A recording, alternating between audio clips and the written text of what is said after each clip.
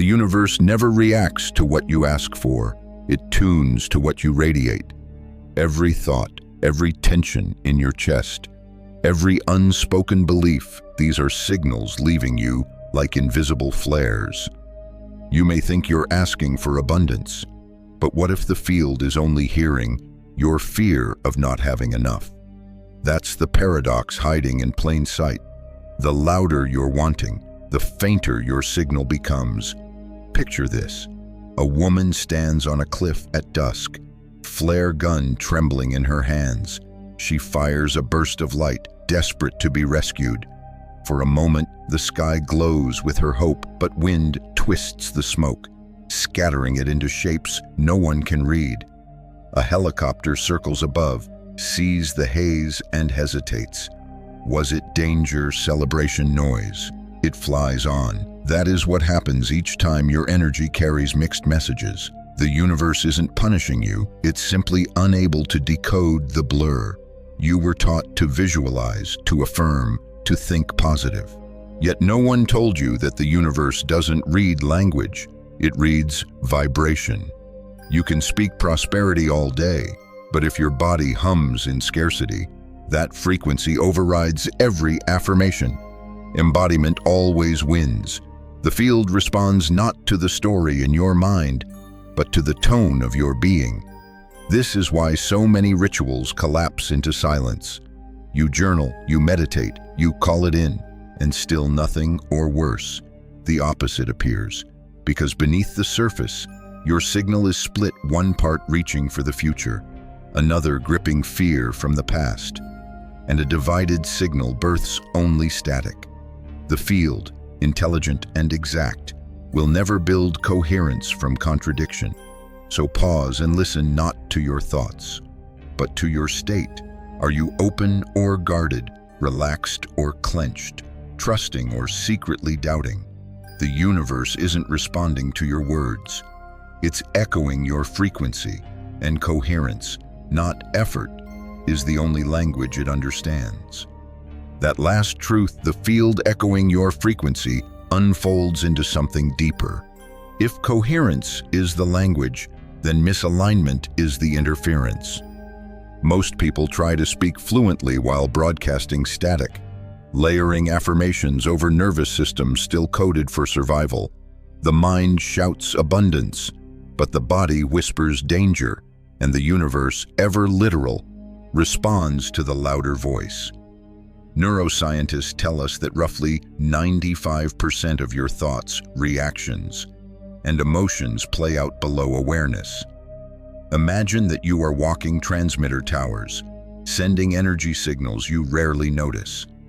Only 5% of your consciousness is crafting goals, making vision boards, repeating affirmations. The rest is an automatic playlist of fear, habit, and inherited memory. So when you tell the field, I want peace, that 5% is easily drowned out by the hum of worry pulsing through your chest. Here's the paradox you may already feel. Desire itself is not pure. To say, I want, is to confirm I do not have. That's the secret flaw in most manifestation rituals. They amplify the vibration of lack. Want is absence in disguise. It's the energetic declaration of missing something. And because the quantum field responds to states, not sentences, it mirrors the absence, not the aspiration. You can see this everywhere. The person who chases love from loneliness rarely finds it. The one desperate for money vibrates scarcity even while imagining riches. The one praying for purpose still radiates confusion. The universe, kind but unyielding, will always return what feels most familiar, not what you verbalize. If longing feels like home, you'll keep receiving rooms built from longing. So how do you shift that? Start with your baseline. Your baseline isn't your dream, it's your default. It's the emotional note you return to when the world goes quiet. Most people's default hums in low-grade fear of loss, of rejection, of being unseen. That tone becomes their home frequency, So every affirmation must swim upstream against it. It's not that positive thought fails, it's that positive thought spoken from contraction cancels itself out. To change your reality, you don't fight the static, you retune the instrument. You teach your body what safety feels like before you demand abundance. You teach your breath to slow before you call in clarity. You teach your nervous system to stop bracing before you command love to appear. Because coherence isn't created in the mind, it's stabilized in the flesh. Think of your body as the amplifier for your signal. If the wiring is frayed, no clarity can pass through. Every tremor of anxiety scrambles your broadcast. Every suppressed emotion distorts the tone. The field listens through resonance, not reason. So it's not asking, "What does this person want?" It's listening for a steady tone that says, "This is already who I am." This is the point most seekers miss. They try to manifest by layering new stories on top of old frequencies, never realizing that the frequency wins every time. Your biology, your muscle memory, your breath pattern. They are all instruments the quantum listens through. That means embodiment isn't poetic language, it's literal translation. The universe hears you through sensation, not syllables. Imagine yourself as a radio with two dials, one marked conscious desire, the other marked subconscious state. When they align, the song is clear abundance, love, ease. But when one drifts even slightly, you hear static. Most people keep spinning the first dial, changing affirmations, new techniques, louder intention, while the second remains untouched. The work, friend, is not louder asking, it's subtler tuning. Pause and feel your current signal, not the words in your mind, but the hum in your chest. What emotion are you normalizing right now? Because that emotion is your broadcast. And the universe, like a faithful mirror, will reflect that normalization into matter again and again. The goal isn't to fight your feelings, but to bring them into coherence with your desires, until the hum of your being sings the same note as your intention. That is when wanting dissolves into being, and the field finally knows how to answer. That hum, the one pulsing beneath your thoughts, leads directly into the next revelation. You are not just a transmitter, you are also the observer who collapses the transmission into form. The moment you place emotional attention on something, you don't just notice it, you solidify it. This isn't metaphorical mysticism. It's the architecture of reality playing out through you. Think of how your mornings begin. Before you even open your eyes, your mind scans for threats, regrets, to-dos. Those first observations, soaked in subtle emotion, become your day's blueprint. You think you're remembering yesterday, but in truth, you're reconstructing it, collapsing the same frequency again.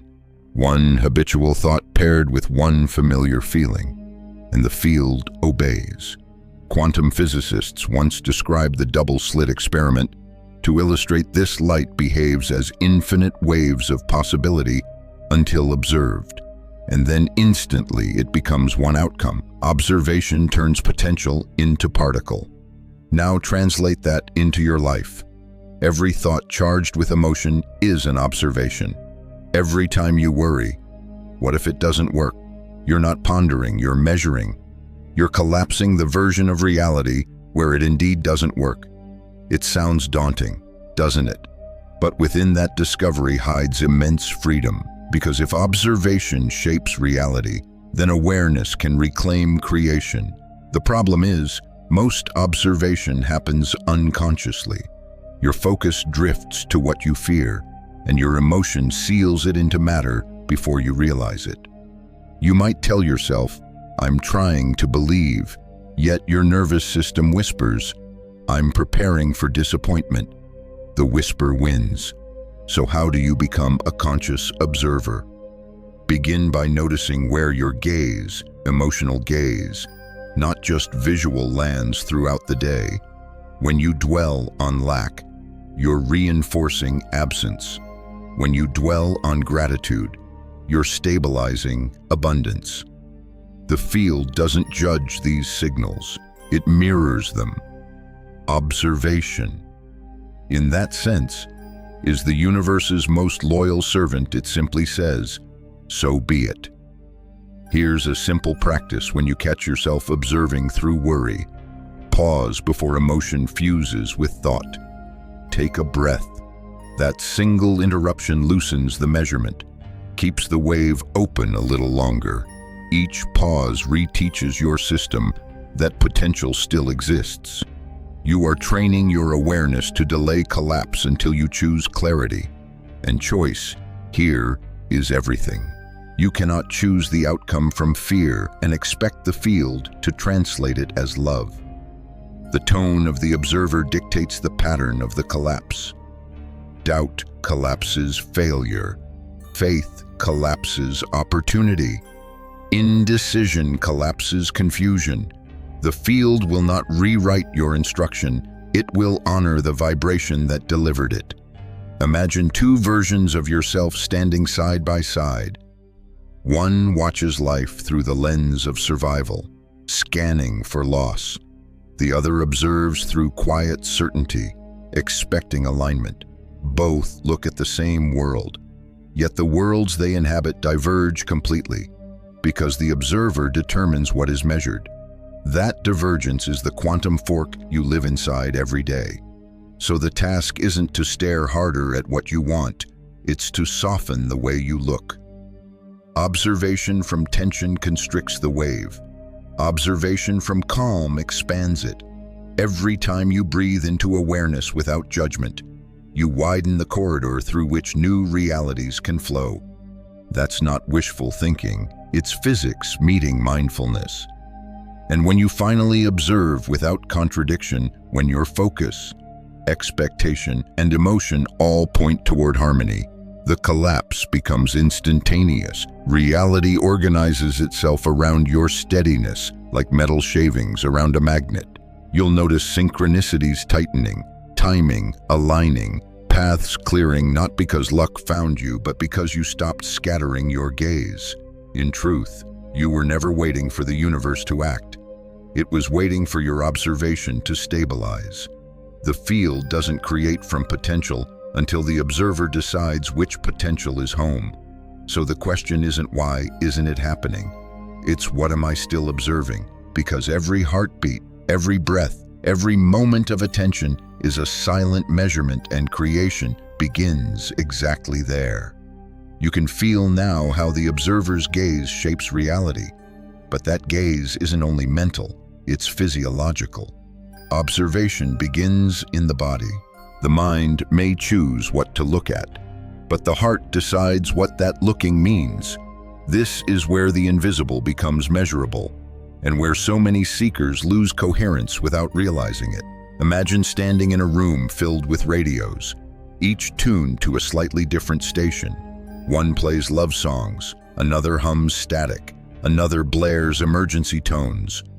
You keep spinning the dials, trying to find the one clear signal.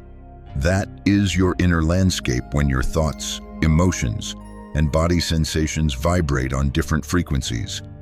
The quantum field can't translate contradiction. It receives mixed frequencies and returns mixed results. Science hints at the same story. Your heart generates an electromagnetic field 60 times stronger than your brain.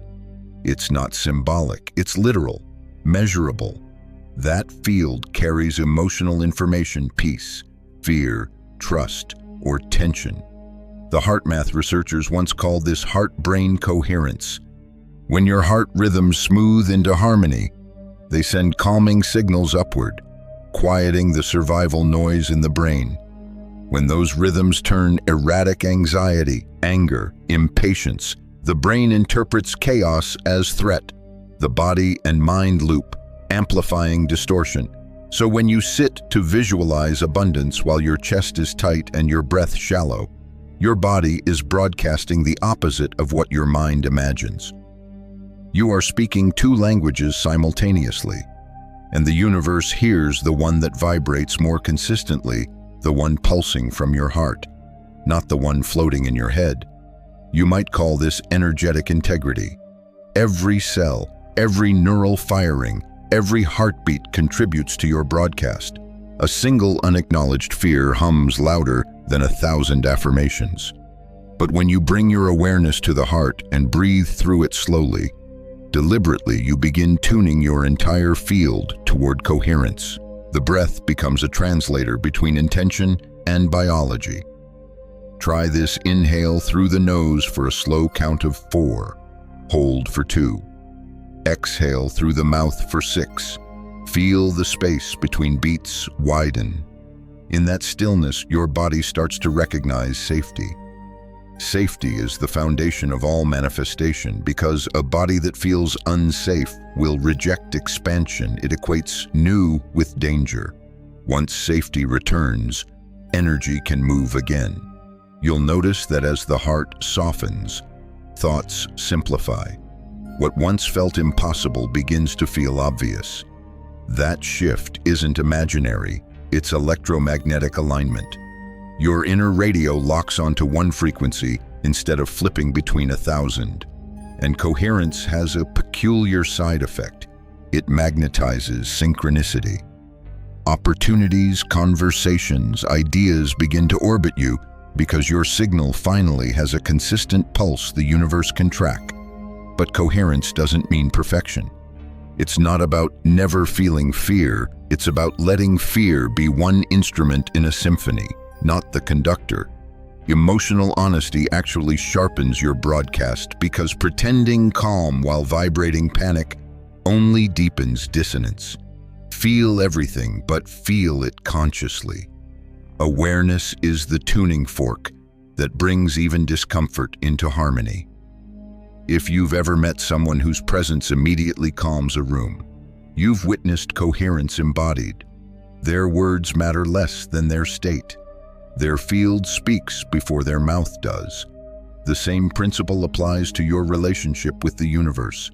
Before you ask for anything, your state has already spoken. So the next time you prepare to manifest, don't start with the mind. Start with the body. Breathe until the tension loosens its grip. Let the heart lead.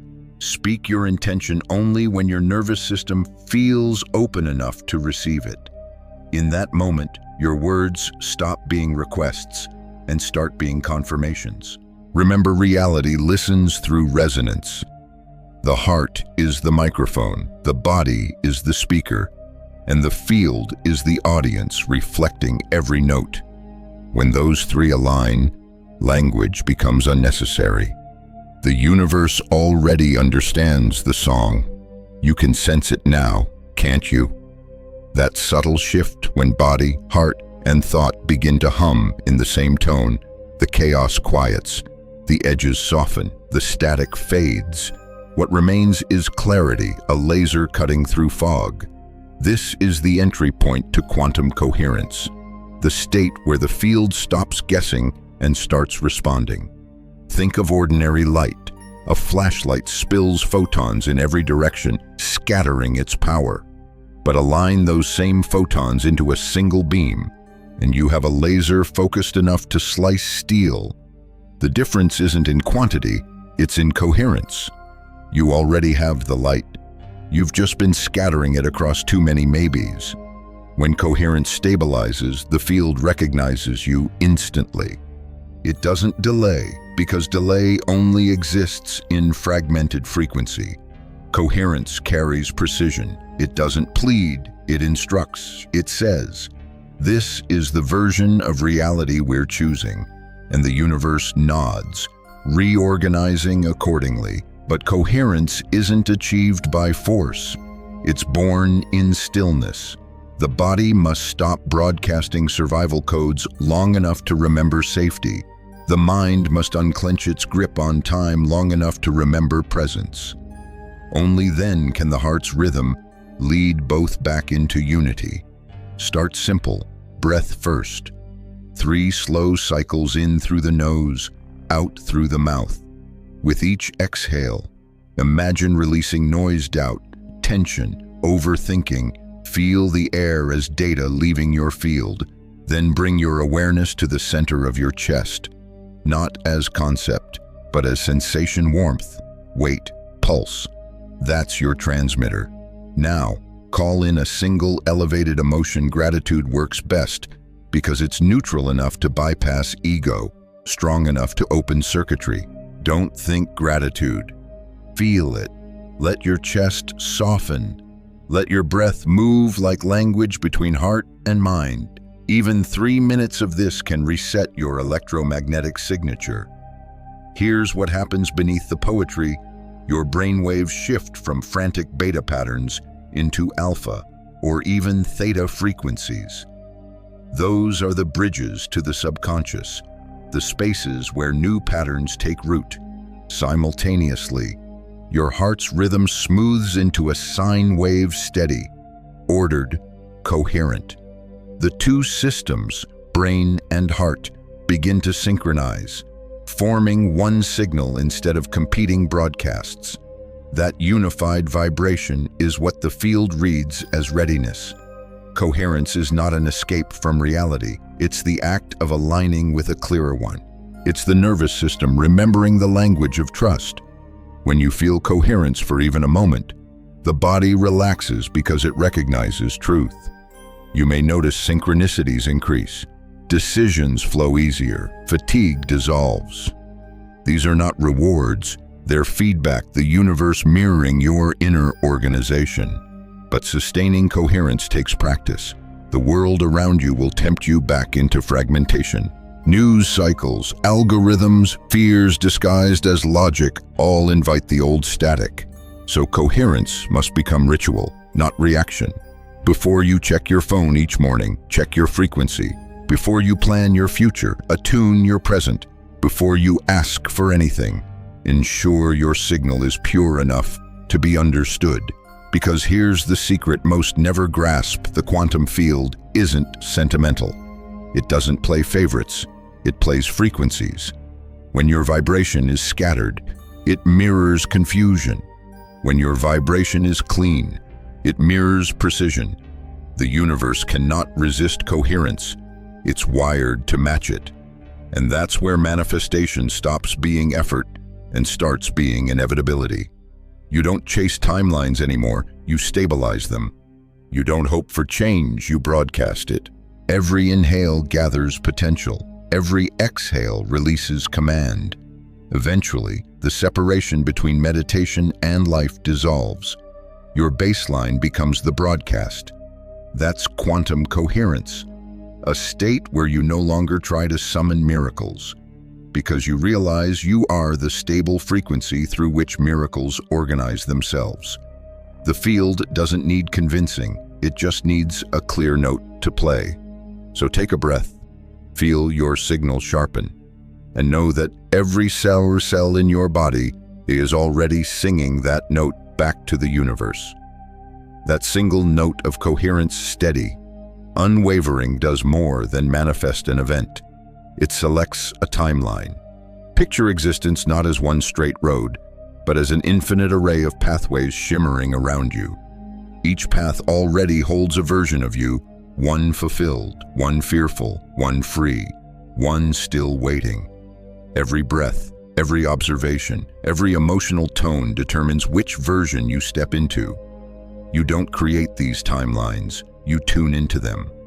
In the quantum view, potential doesn't vanish until it's observed, which means every possible outcome already exists in superposition side by side, waiting for your attention to collapse it. When you feel clarity, the wave narrows. When you doubt, it widens again, scattering into probabilities. Most people live their whole lives oscillating between those two states, declaring a dream, then immediately undoing it with contradiction. Precision is the medicine, not the cold, logical precision of calculation, but the emotional precision of commitment. The field cannot translate indecision. Hope without conviction is static. Desire without embodiment is noise. To collapse a timeline, you must become emotionally unavailable to all others. That sounds extreme, But creation favors clarity. Imagine tuning a GPS. You type in abundance, but your coordinates still whisper scarcity. The system doesn't malfunction, it just can't locate you. Every 5 minutes, you change the destination love, then freedom, then fear, then doubt. The map recalculates endlessly, but never arrives. Quantum timelines work the same way. They require a singular signal. The challenge is that most of us are addicted to contradiction. We want expansion, but cling to safety. We want love, but keep rehearsing rejection. We say we're ready, but somewhere deep, the nervous system mutters, "Not yet." And so the field, hearing 2 songs at once, plays neither clearly. Precision demands we choose completely, coherently, down to the frequency of our heartbeat. This is where decision becomes alchemy. Decision is not thought, it's vibration. It's the moment you say to the field, "This is who I am now," and mean it with your entire physiology. In that instant, every atom within you rearranges to match the broadcast. The universe reads that as final instruction. You'll notice subtle shifts, immediately people responding differently. Opportunities magnetizing faster, coincidences thickening around you, not because you forced a change, but because reality recognized your precision. Let's translate this into daily practice. When you imagine the future you desire, stop observing it as something distant. Step into it from within, as if the timeline has already collapsed. Feel the texture of that reality under your skin, how your body moves, how your breath slows, how your choices flow. That emotional rehearsal imprints the pattern into your nervous system. The longer you can hold that signal without slipping into doubt, the more the field organizes around it. It's not performance, it's calibration. The more precisely you embody the chosen frequency, the more the field eliminates competing possibilities. The universe doesn't respond to preference, it responds to precision. Every maybe delays the collapse. Every "I'm not sure" reopens the wave. Precision closes it with elegance. But there's a hidden layer to this mastery surrender. True precision isn't rigid control, it's absolute trust in the frequency you've chosen. It's knowing that once the broadcast is clean, you don't need to watch the sky for signs. The signal itself becomes the evidence. When you stop checking whether it's working, you confirm to the field that it already has. That's the paradox. The less you chase proof, the faster proof appears. So tonight, when the mind spirals through possibilities, remember every worry is an observation, every emotion a measurement. Choose deliberately. Tune your signal to the version of you that already exists, in peace, in love, in enoughness. Let every breath reaffirm that identity, until the other timelines fade like static on a distant frequency. The field is waiting not for effort, but for clarity. And the moment you choose with precision, the universe doesn't hesitate. It collapses exactly where you stand. Now that you understand how precision collapses reality, let's move to the heart of mastery, retraining the observer itself. The observer is not your eyes, not even your thoughts.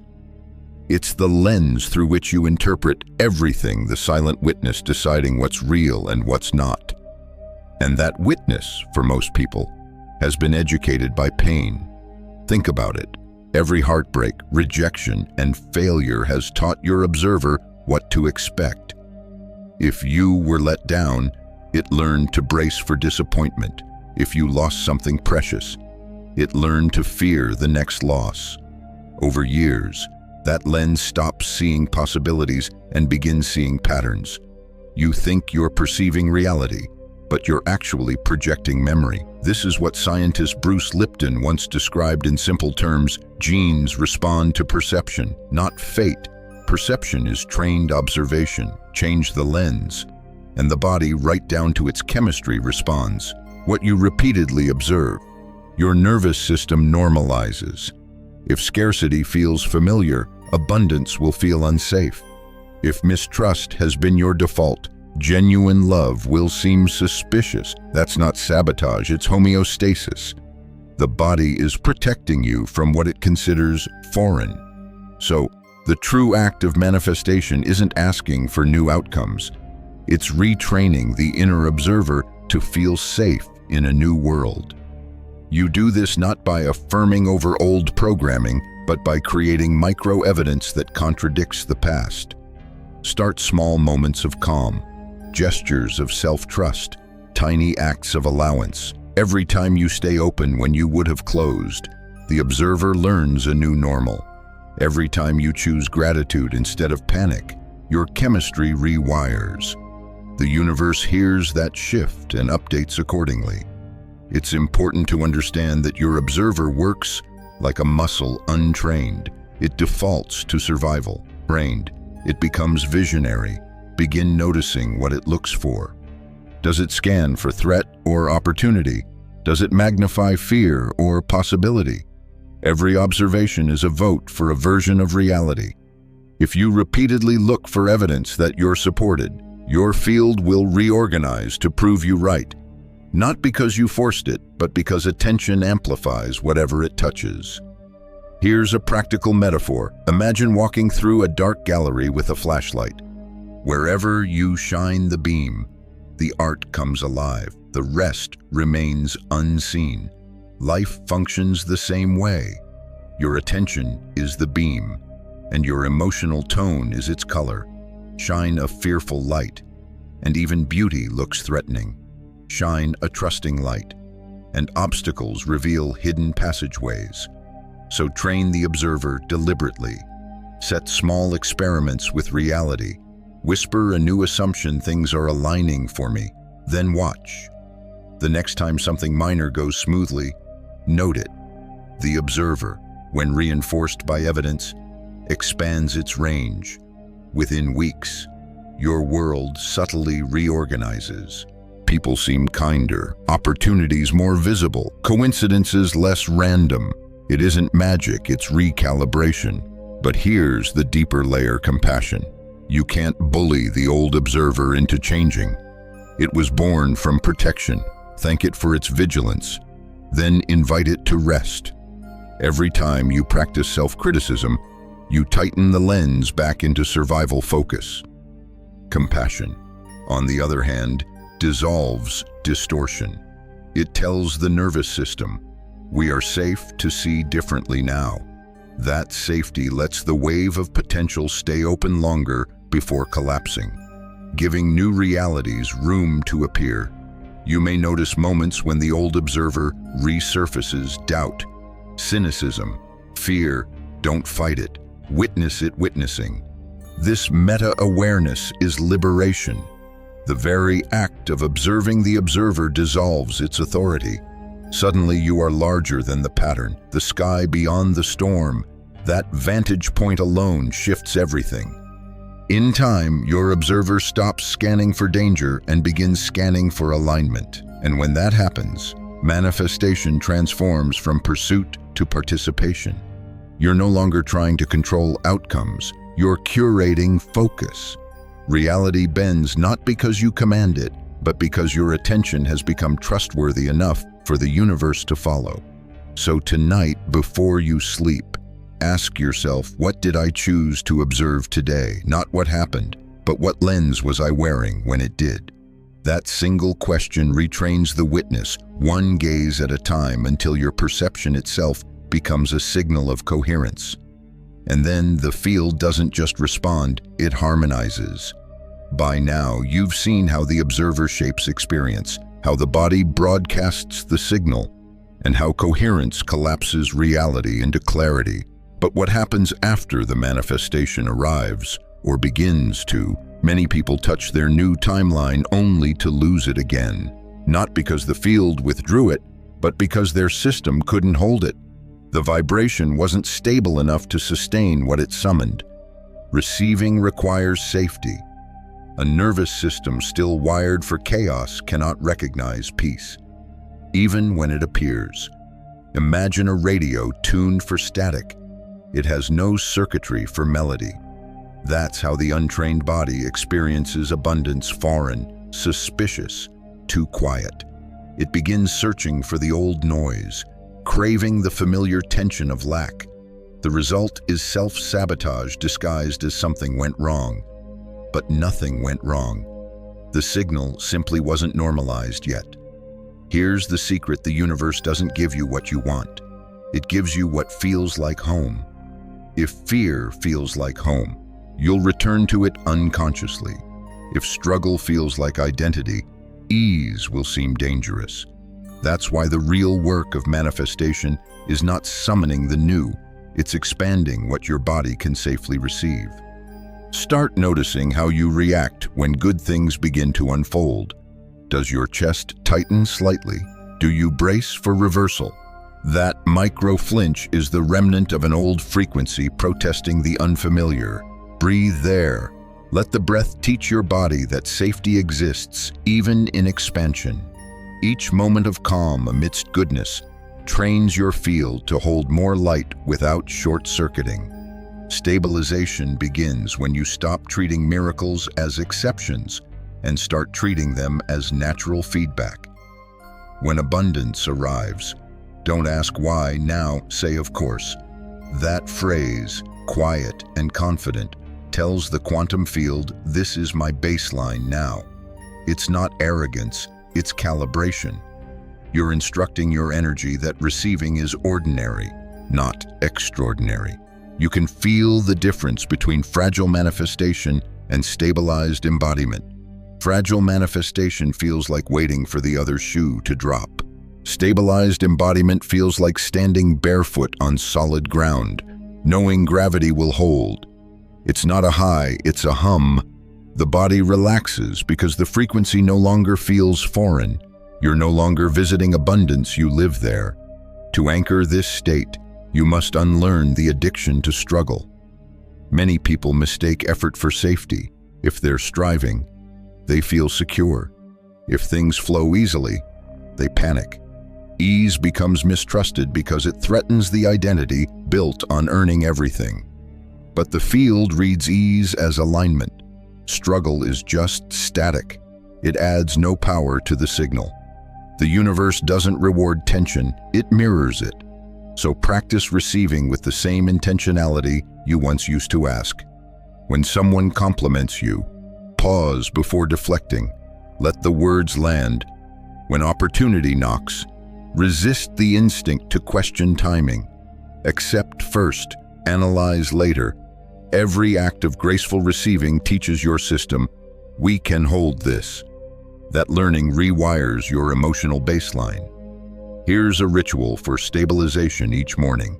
Before engaging the world, recall one proof that reality is supporting you, something as small as synchronicity. A kind gesture, an unexpected solution.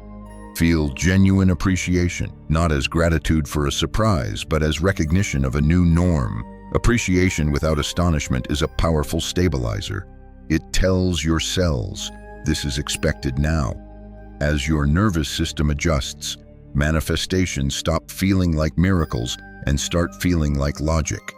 That's coherence matured into stability. The heart no longer races at possibility. It beats calmly inside realization. You begin to trust the field because you've trained it and yourself to be consistent. And soon, something extraordinary yet utterly natural unfolds. Receiving becomes effortless because there's nothing left to prove. You stop negotiating with reality. You stop waiting for the next sign. You rest.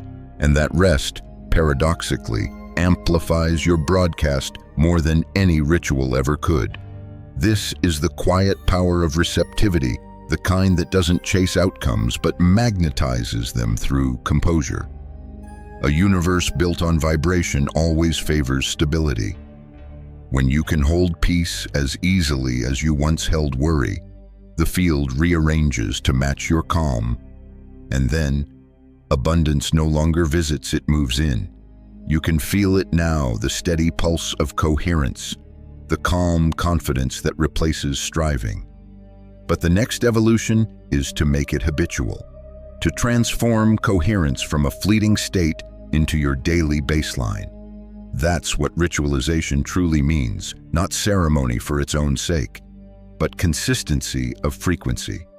Because the universe doesn't respond to what you occasionally feel. It mirrors what you repeatedly embody.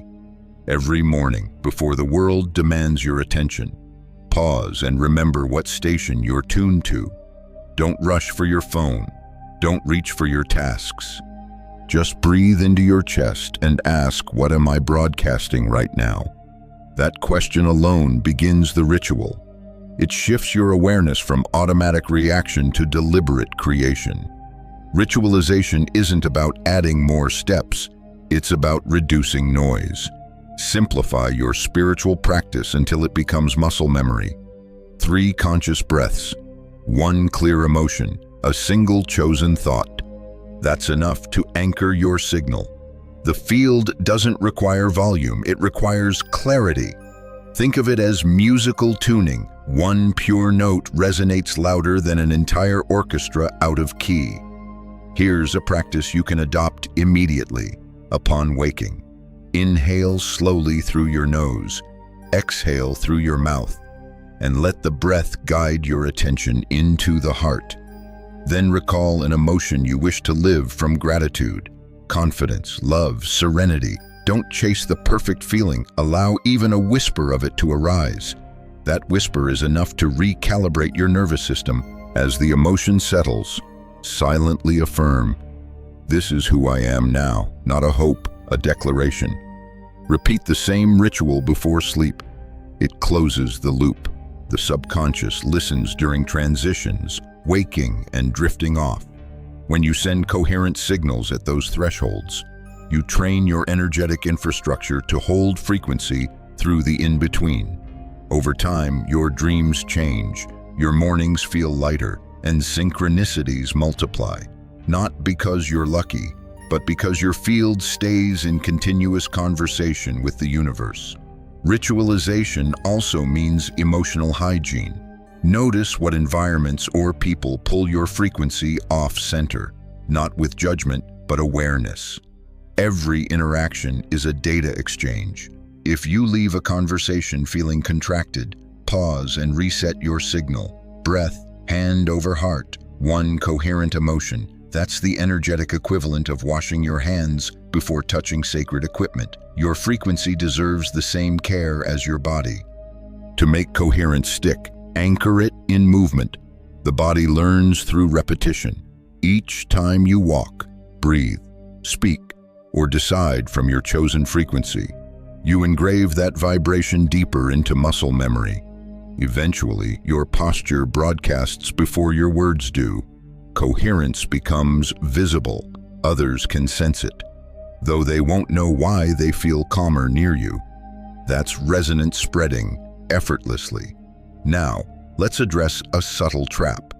Once coherence feels powerful, the ego often tries to use it to control outcomes, forcing results, demanding timelines.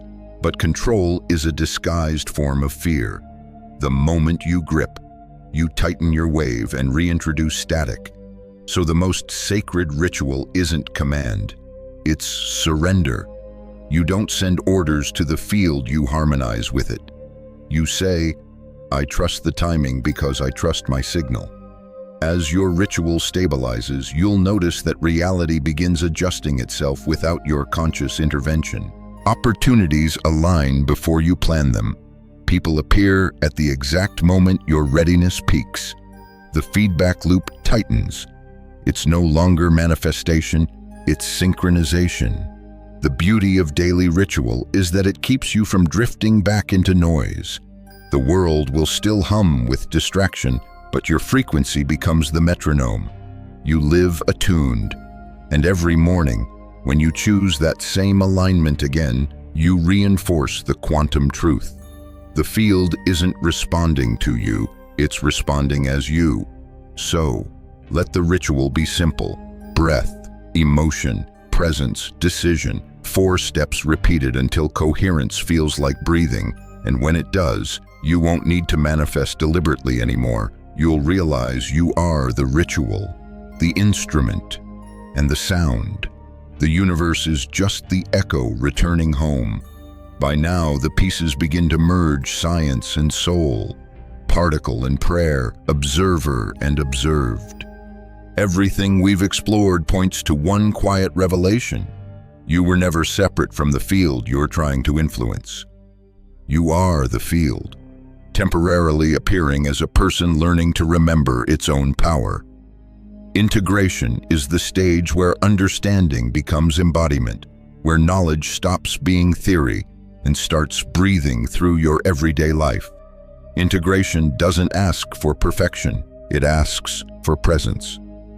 It's the art of staying awake in the mundane moments, the grocery line, the traffic light, the conversation that would once trigger your defensiveness, and realizing this too is creation.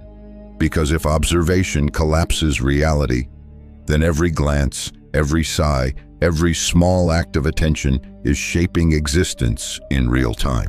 You are never off duty as a creator. Here's the deeper truth: the universe isn't waiting to deliver something you lack.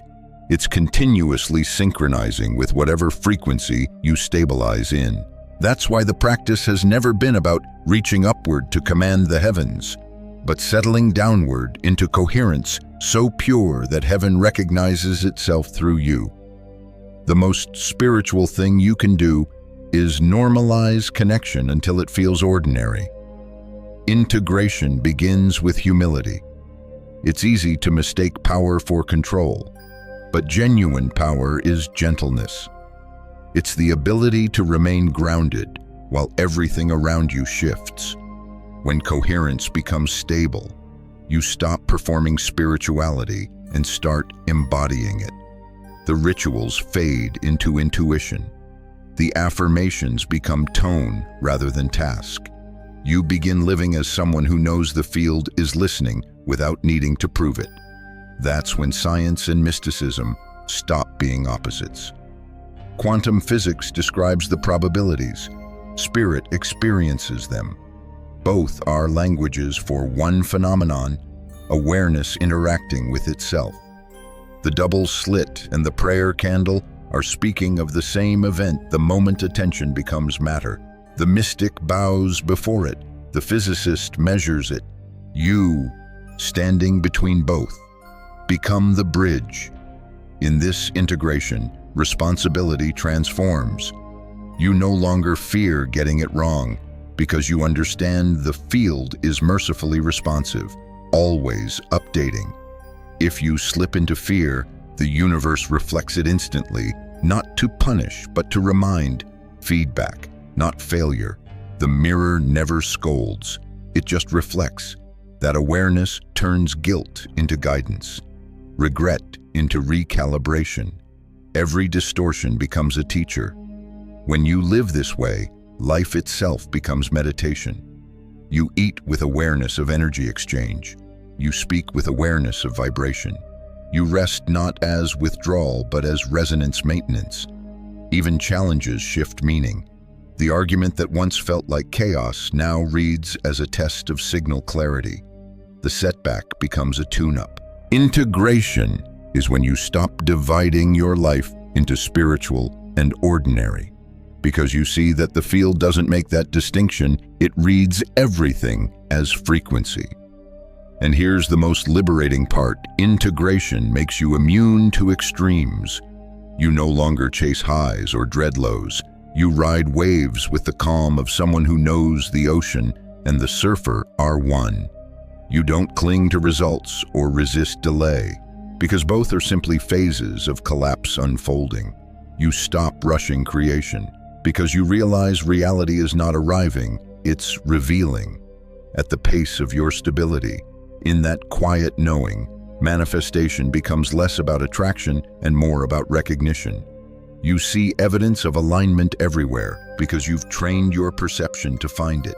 Synchronicities stop surprising you. They feel like conversation, and gratitude arises naturally, not as practice, but as the default hum of coherence. Integration is the final translation of the observer effect. Into human terms, life watches itself through you. learning to love its own reflection. The field was never withholding your desires. It was waiting for you to hold one note long enough for the symphony to form around it.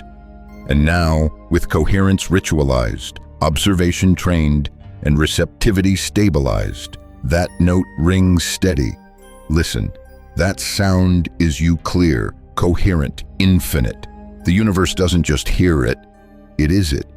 And now, the frequency softens. The light that once blazed through revelation settles into a steady glow.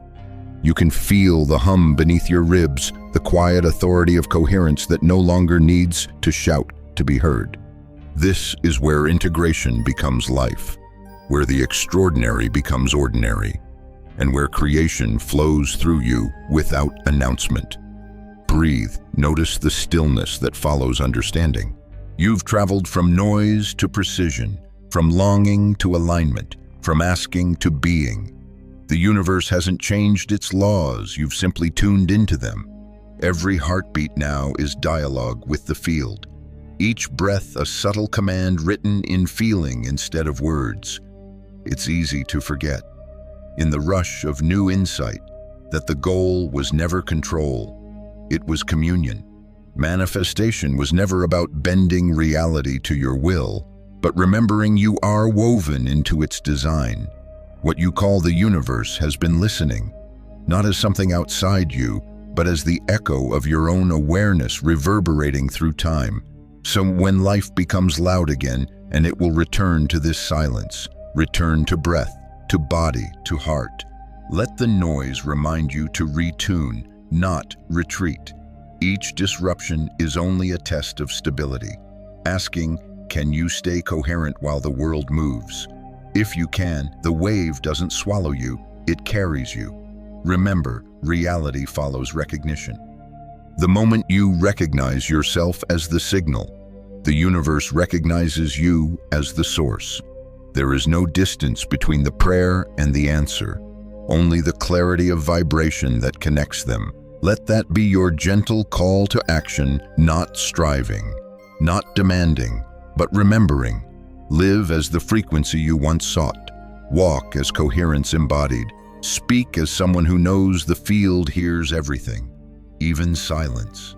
And as you rest tonight, know this. The field isn't waiting for your next affirmation. It's already responding to your calm. You've become the signal it was searching for all along, clear, unwavering, whole.